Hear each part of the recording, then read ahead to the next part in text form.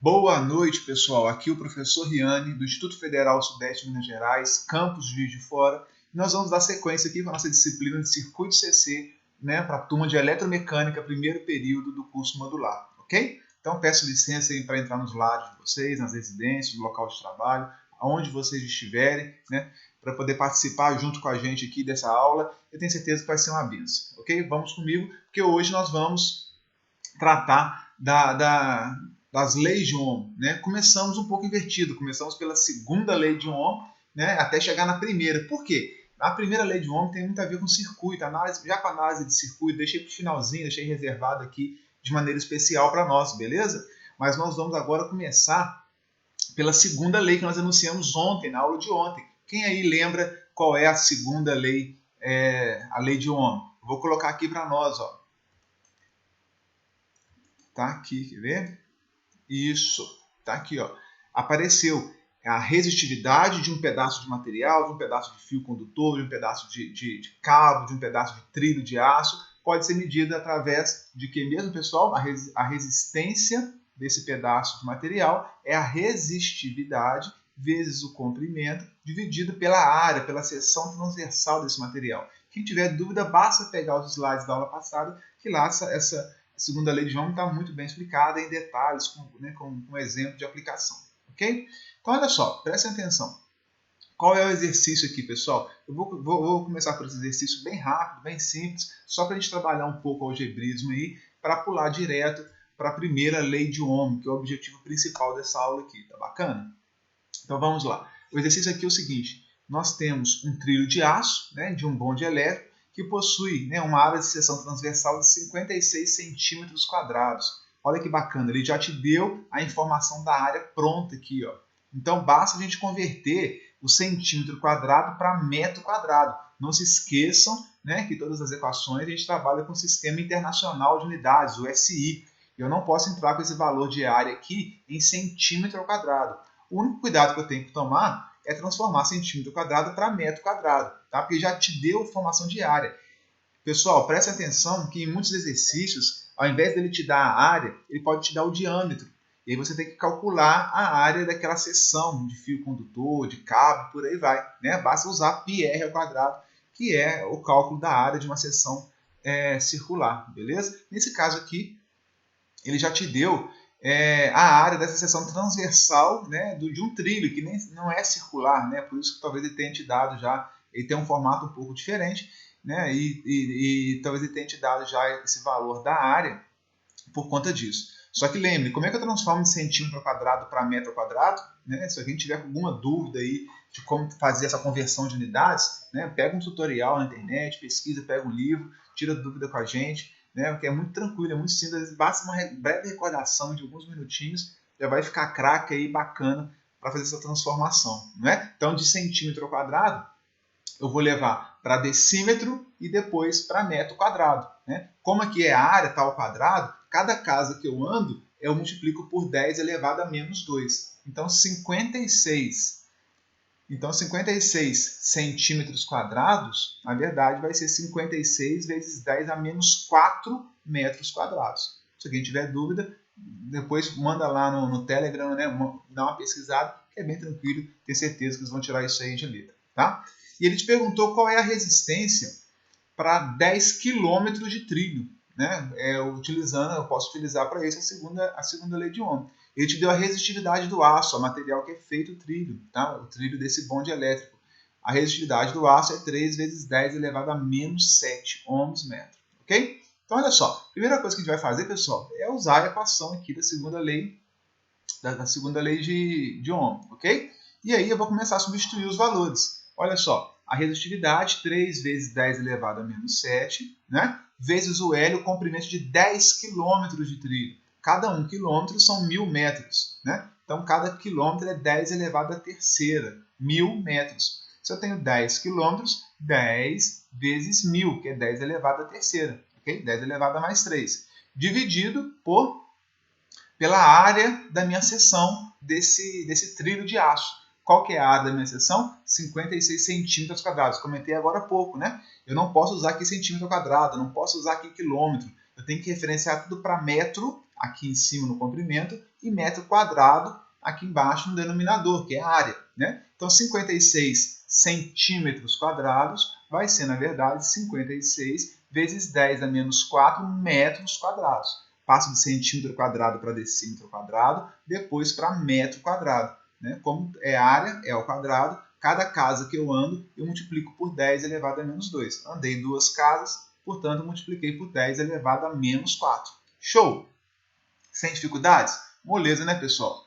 E agora, eu continuando desenvolvendo essa matemática, o que nós vamos achar? Eu multipliquei 3 vezes 10 dividido por 56. Está aqui, ó, 3 vezes 10 dividido por 56, ok? Vezes a base 10, se repete, tem potência aqui na base 10, ó. Repeti a base 10 e coloquei menos 7 aqui, o mais 3 veio para cá e o menos 4, que está no denominador, ele vai para cima como? Lembra daquela regrinha? Se está 10 a menos 4 no denominador, ele vai para cima e troca de sinal. O menos 4 fica mais 4. Olha só que moleza, pessoal. Menos 7 mais 3 mais 4, isso aqui vai dar quanto? Isso aqui vai ser igual a 30, 3 vezes 10 é 30, dividido por 56 vezes 10 elevado a 0. Isso aqui é 0, ó. 10 elevado a 0 é 1. Qualquer número, né, elevado a 0 é igual a 1. Então, portanto, olha que tranquilidade que é para fazer essa operação matemática, né? O exercício nos ajudou com esses dados aí muito propícios, né, à execução. E nós chegamos aí numa resistência desse pedaço, olha só, resistência de 10 km de trilho. É muita quantidade de trilho. Uma resistência baixinha, olha lá, 0,54 ohms, ok? Então, se a gente fosse medir, né, tivesse um equipamento especial, claro, para medir a resistência desses 10 km de trilho, né, tem que ter um procedimento especial, porque eu usaria muitos cabos para fazer essa medição, um cabo muito comprido, mas eu chegaria nessa conclusão aí, que a resistência desse trilho é de 0,54 ohms, ok? Utilizando simplesmente aí a segunda lei de Ohm. Bacana, pessoal? Então agora nós vamos... Tem outro exercício que eu vou deixar para vocês fazerem, envolve um pouco de álgebra também, tá? Não deixem de fazer, não deixem de praticar, não deixem de relembrar conversão de unidades, essa álgebra, essa matemática envolvida em potência de 10, tá? Não deixe de praticar. Esse exercício 2 está aqui para isso, tá? Além dos exercícios que são na nossa lista de exercícios também. Beleza, moçada? Tranquilo? Vamos em frente? Acorda então, toma uma água, aí tem a resposta que já vocês podem conferir, tá? E nós vamos em frente agora para o assunto de fato que eu queria chegar nessa aula, que é a primeira lei de Ohm. Já a maior parte de vocês, eu cheguei a comentar essa primeira lei na aula presencial. Se você faltou, não veio no dia ou não lembra, vai ser muito tranquilo aqui agora para nós. Presta atenção aqui, ó. A primeira lei de Ohm fala o seguinte, que uma resistência, quando percorrida por uma corrente, é submetida, né, vai ser submetida a uma queda de tensão. Olha aqui o símbolo da resistência. A resistência R aqui, ó. Na hora que passa uma corrente por essa resistência, né, eu vou ter uma queda de tensão. Olha, eu botei um mais aqui, botei um menos aqui em cima da minha tensão. Ou seja, na hora que a corrente ela entra, ela vai se chocar com essa dificuldade aqui de passagem. Ela vai se chocar com os átomos da resistência, que oferece, como o próprio nome diz, né, uma resistência à passagem de corrente elétrica. Então, portanto, eu posso afirmar que a tensão no início da resistência vai ser maior do que a tensão ao final da resistência. Ou seja, na hora que uma corrente atravessa uma resistência, ela produz uma queda de tensão. Ela produz uma diferença de potencial aqui em cima, ok? E o que a lei de Ohm fala é isso, ó. A tensão em cima de um resistor atravessado por uma corrente, basta pegar a tensão, é a própria resistência vezes a corrente que está atravessando o elemento. Tá? Então, se eu pegar a resistência do meu elemento resistivo, multiplicar pela corrente que está atravessando esse elemento, eu vou ter a tensão em cima aqui, ó, a queda de tensão, melhor dizendo, em cima da minha resistência. Isso é a primeira lei de Ohm, ok? Onde que eu vou usar isso? Qual a aplicação que eu vou ter para isso, né? Aqui, ó, antes, esse desenho aqui é um desenho muito antigo dos livros, né, que a gente usava lá em 1915, mas que ilustra perfeitamente essa questão aí do papel da resistência, da diferença de potencial e da corrente elétrica. Prestem atenção aqui, ó. Nós temos o volt, né, que é a DDP, é a tensão elétrica empurrando a corrente, tentando fazer a corrente circular no meu circuito. Imagina que isso aqui é um condutor, é um fio condutor. Então, o papel da diferença de potencial qual é? É empurrar a corrente elétrica pelo meu circuito. E nós temos aqui o ômega, a resistência, atrapalhando esse processo. Né? Se não fosse a resistência, a passagem de corrente seria muito mais tranquila, seria muito mais fácil. Mas nós temos aqui a diferença de potencial empurrando, a corrente querendo passar, mas a resistência dificultando a passagem de corrente no meu circuito. Né? Essa figura, olha só que bacana, né? Ela foi atualizada agora para os tempos modernos, mas é a mesma coisa. Né? Olha que legal. Eu tenho aqui a diferença de potencial, tentando fazer a corrente circular, e a minha resistência aqui, atrapalhando a vida do meu circuito. Né? Esse é o papel da resistência em qualquer circuito elétrico. Né? Uma analogia com a física mecânica também, que eu acho bem interessante, vale a pena você tentar enxergar isso daí, é sobre isso. Está aqui, a tensão é o camarada fazendo força, tentando movimentar a corrente, tentando fazer uma movimentação de corrente por um caminho. Esse caminho é o próprio circuito. Né? E a resistência lá é o plano inclinado. Quanto maior for a resistência, quanto maior for esse ângulo, né, mais resistência eu tenho no meu circuito, mais difícil vai ser empurrar a corrente, mais difícil vai ser fazer a corrente passar, né, por esse caminho. Então é uma outra ilustração que nos remete muito bem a essa questão do V igual a R vezes I. Né? Então aqui, vocês têm que lembrar, não podem esquecer, essa é a primeira lei de Ohm. V é igual a R vezes I. Né? A gente costumava lá na época que eu era garoto para aprender essa equação, né? A gente usava, não esqueça desse exemplo, se você está andando na rua, né, e vê alguém tropeçar, alguém cair, alguma coisa acontecer de engraçado, quem vê, ri. Não é assim? Então, quem vê, ri. Pronto, guardou a primeira lei de Ohm. Já está aí decorado para o resto da vida de vocês a primeira lei de Ohm. Bacana, pessoal? Olha só. Depois leem, né? Eu vou deixar para casa vocês lerem esses slides com muita calma, prestando atenção.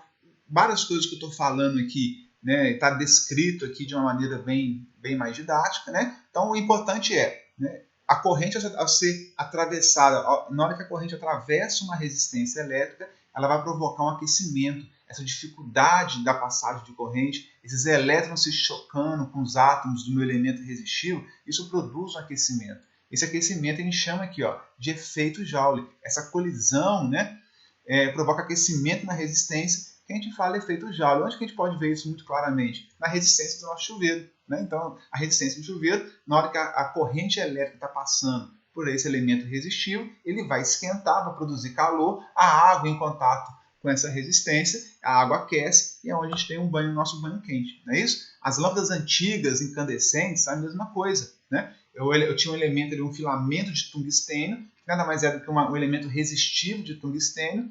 A corrente, ao passar por esse filamento, ela aquecia o tungstênio, que chegava a aquecer tanto que ele brilhava. Né? Ele passava da coloração vermelha para o laranja, atingia o próximo do amarelo, e ali ele emitia calor, muito mais calor e um pouquinho de luz. Por isso que não é uma lâmpada eficiente. Né? A lâmpada incandescente, ela é uma lâmpada com baixa eficiência, porque ela emite muito mais calor do que luz. Olha só que interessante, né? Por isso que as lâmpadas foram evoluindo na tecnologia para tentar produzir mais luz do que calor. Não é isso?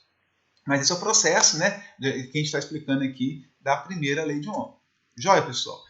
Eu vou passar rapidamente aqui alguns elementos básicos no circuito, porque agora chegou a hora, né? Não sei se é uma hora tão aguardada, mas a gente começar a falar mais de circuitos. A partir de então, né, nós vamos trabalhar sempre com um circuitinho, vai ter sempre uma fonte, vai ter os condutores, vai ter a minha carga, o meu elemento que está consumindo potência. Então, a partir de agora, isso tem que estar muito claro para todo mundo. Então, eu vou nivelar todos vocês para todo mundo poder conversar a mesma linguagem daqui em diante, ok? Então, aqui começou os elementos básicos de um circuito elétrico, tá? O que a gente tem? Eu quero acender a lâmpada. Eu preciso de uma pilha, de uma bateria, de uma fonte, preciso de condutores e preciso do meu equipamento aqui da minha lâmpada, okay? Que a gente vai chamar de carga, tá? Então, olha só. Se eu ligar simplesmente a lâmpada com os meus condutores, ela não acende, nada acontece, porque não tem uma fonte de tensão elétrica, né? Não tem uma fonte de diferença de potencial. Está faltando aqui o meu gerador, ok? A minha pilha. Então, a lâmpada não acende. O que eu preciso, pessoal, olha lá, agora o meu circuito está começando a ficar completo, está começando a ficar chique, né? Está começando a ficar importante. Eu tenho aqui, ó, uma bateria, eu tenho os condutores, 2 condutores, e agora eu vou ter o meu equipamento, a minha carga, a minha lâmpada acendendo. Então isso aqui é um circuitinho completo, simples, talvez um dos mais simples, né, que possa existir, mas é um circuito completo, né? Eu vou ter aqui a corrente circulando do polo positivo, pelo sentido convencional, lembram disso? Passando pela lâmpada e voltando aqui ao polo negativo. Fechei meu circuito, a lâmpada acendeu, o chuveiro esquentou, o motor começou a entrar em movimento e as coisas começam a funcionar à base de eletricidade. Bacana, pessoal? Então, olha só, o que é a definição de um circuito, né? Circuito é todo o percurso que representa um caminho fechado. Tudo que é um caminho fechado é um circuito. Só que circuito elétrico, esse caminho fechado, eu tenho que ter uma fonte geradora de energia, né? E eu tenho que ter uma carga. E tem que ter os condutores para fazer essa ligação, né? Esse elo entre a fonte e a carga. Perfeito? Então, quais são os elementos básicos aí de um circuito? Geradores, pode ser pilha, bateria, fonte de tensão, né? O meu transformador, o meu gerador, as usinas hidrelétricas, termoelétricas, eólicas, solares, enfim, né? Os meus condutores, que os fios de cobre normalmente são dados fios, cabos de cobre, alumínio, etc. E os receptores ou cargas. Pessoal, não gosto muito desse nome receptor, né? Isso daqui é muito teórico. O que a gente usa no nosso dia a dia, principalmente na eletrotécnica, na eletromecânica, é carga. Então, tudo que consome energia, consome potência, para nós não é receptor. Para nós o equipamento é a carga. Então, acostumem com esse nome, tá? Gerador, condutor e carga. Perfeito? Bacana?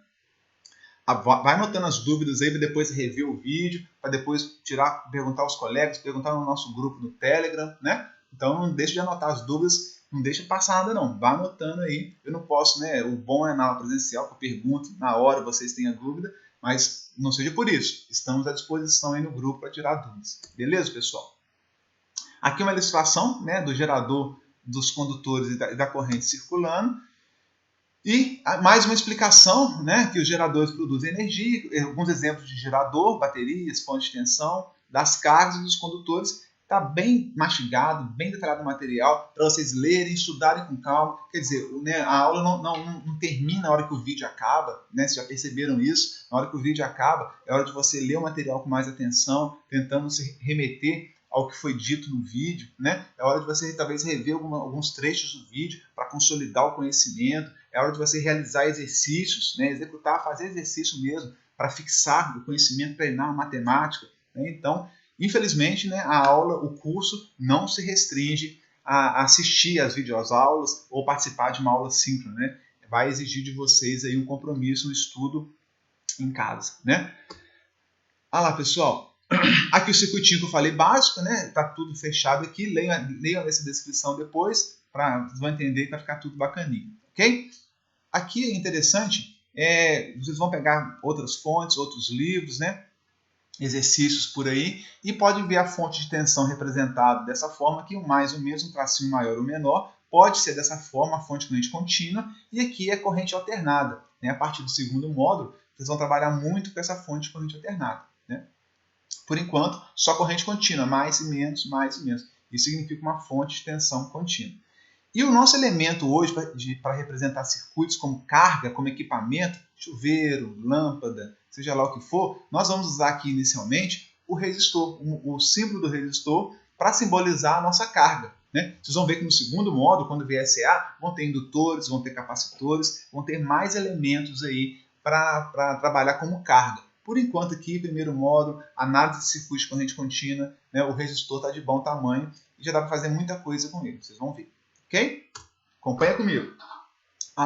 Então agora eu vou ter aqui o meu gerador, utilizei a simbologia elétrica dele, o meu receptor, coloquei a simbologia de um resistor e fechei aqui os meus cabos, os meus condutores. Tem um circuitinho elétrico lá, nasceu, né? Acaba de nascer o nosso primeiro circuitinho elétrico simplesão aí, para a gente poder trabalhar. Ok? Se eu fosse pegar uma montagem aqui mais real, uma bateria de 9 volts, liguei o mais na lâmpada, liguei o negativo no outro polo da lâmpada.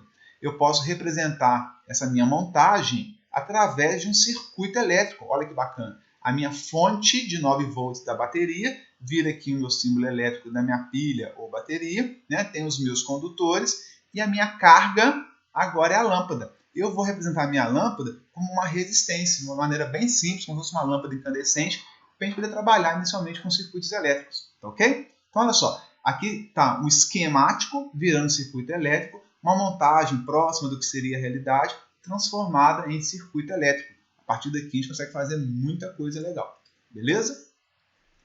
Moçada, em termos de teoria, eu acho que até basicamente isso, né? Primeira lei de Ohm, mole, né? V igual a R vezes I, tranquilo de trabalhar, né? Uma matemática muito simples. E agora chegou a hora de aplicar. Vou fazer algumas aplicações para vocês aqui, muito simples, muito tranquilas. Depois vão na lista, tem mais alguns exercícios lá.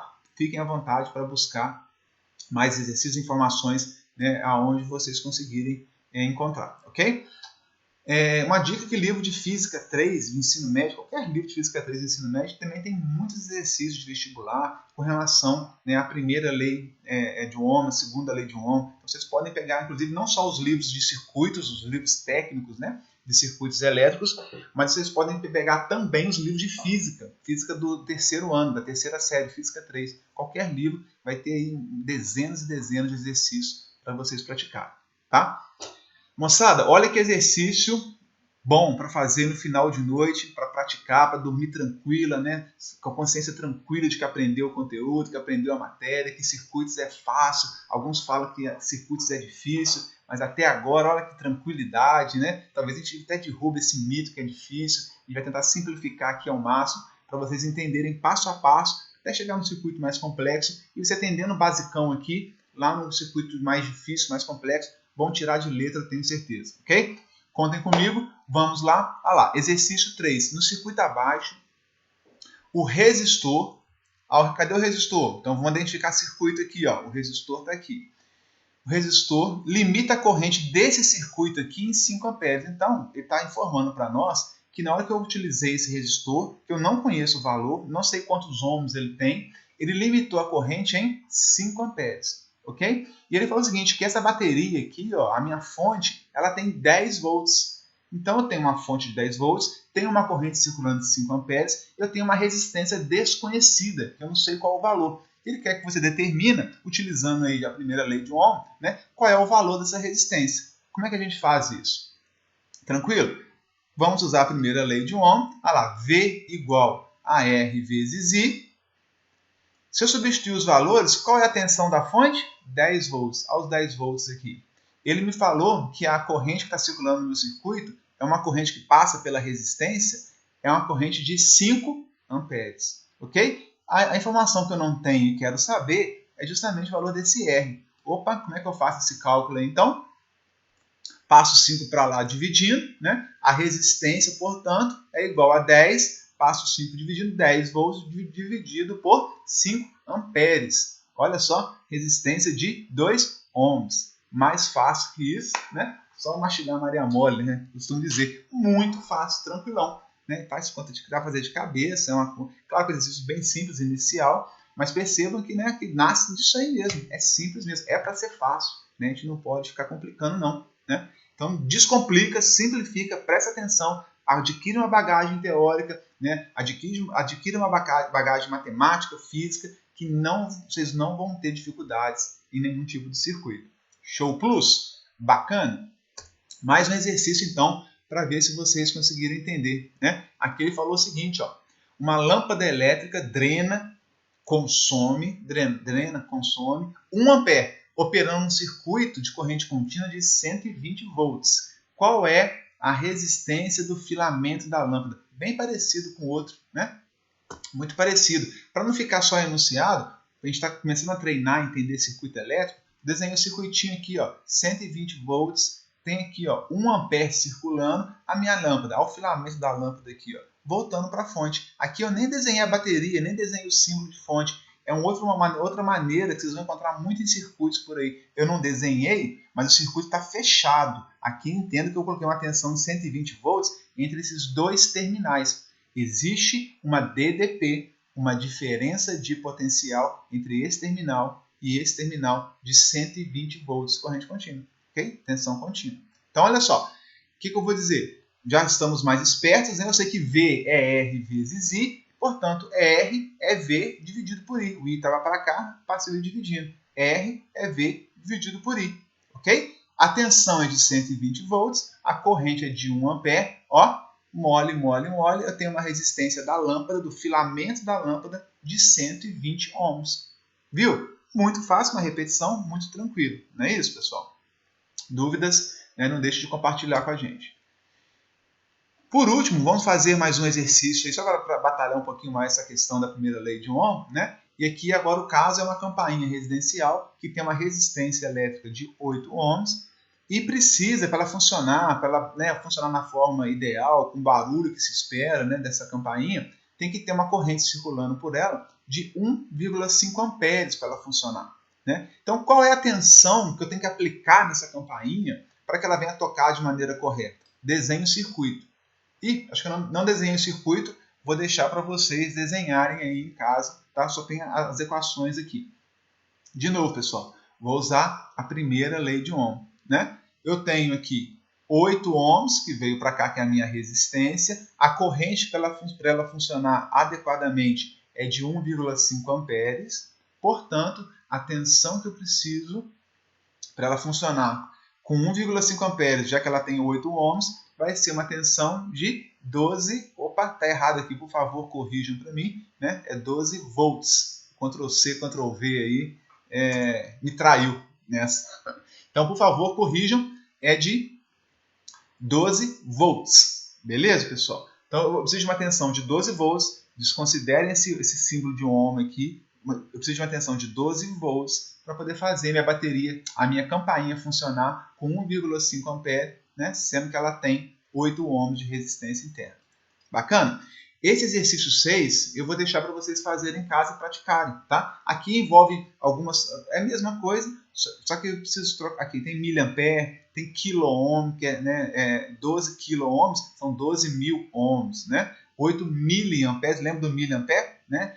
Um mili é 1 ampere dividido por 1000. Então, é 8 vezes 10 elevado a menos 3 amperes. Só para você achar a tensão aqui, ó. É uma matemática bem simples, V igual a R vezes I, só que envolve agora aqui, né, potência de 10, né, 10 elevado a terceira, 10 elevado a menos 3, só para praticar. Respostinha está aqui, ó, melzinho na chupeta, ó, tranquilidade, só fazer, conferir, treinar um pouquinho a matemática para ver se eles estão afiados mesmo. Ok, pessoal? Tranquilo? Bom, chegamos ao final dessa videoaula, né? Graças a Deus, né? Apesar de ser rápido, acaba que a gente fala muito e é cansativo para vocês que estão escutando. Resumão da aula, resumão do nosso curso até aqui, com relação à resistência. Segunda lei de Ohm, olha só, utilizada para calcular a resistência de um pedaço de material, tá? De um pedaço de fio condutor, um pedaço de cabo, um pedaço de trilho, de aço, de uma barra chata de aço, eu consigo calcular também. Né? E a primeira lei de Ohm aplicada diretamente a circuitos elétricos. Então, essas duas leis, né, essas duas equações, a gente tem que dominar, a gente tem que saber aplicar, tem que saber quando utilizar, tem que saber manipular muito bem, pessoal. Tá? Então, a dica que fica aí é para vocês manipularem muito bem essas duas leis de Ohms, essas duas equações, saber exatamente quando aplicar cada uma e manipular algebricamente cada uma também, seja dentro de um circuito ou para calcular uma resistência aqui. Ok? É isso que nós temos para hoje. Eu vou colocar no sistema a nossa atividade, a nossa tarefa avaliativa dessa semana, tá dentro do SIGA. Esse material, o link da videoaula já está lá também, vocês estão assistindo, né? E aí a gente vai mantendo contato, pessoal, tá? Ok? Tenham uma boa semana de estudos, contem comigo para precisar, é um prazer estar com vocês, como já disse, tá? Fiquem com Deus e muito obrigado pela atenção. Joia? Até logo.